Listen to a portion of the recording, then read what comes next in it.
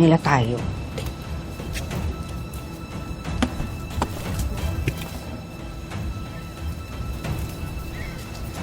Teka, di ba inurong na ni Rosel yung kaso laban sa inyo ni Chris?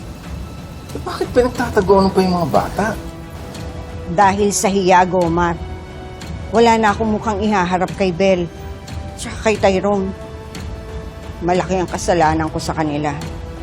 Natin, nakakalimutan mo ba? Kinidnap mo yung magkapatid na yun nung bata pa sila.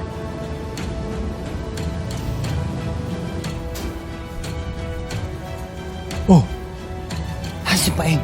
Anong ginagawa niyo dito? May inutos si Ma'am kay Paeng. Kaya kami pinapunta dito. Ano, tara na.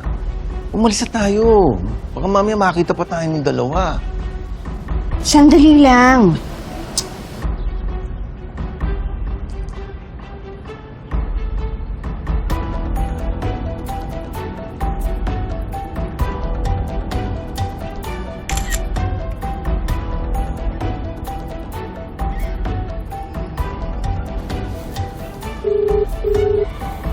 Hello, ma'am. Nasuntok ka ng mga kambal. Kung kami pupuntahan silang lugar sa probinsya. Pero nakasakay sila dito sa bus. Papuntang Baguio. Sa barangay nila Christian. Sa dating bahay sa Luisito, siguro sa Baguio sila pupunta. Ano? Susundan pa namin sila doon? No. Hayaan mo silang makaalis.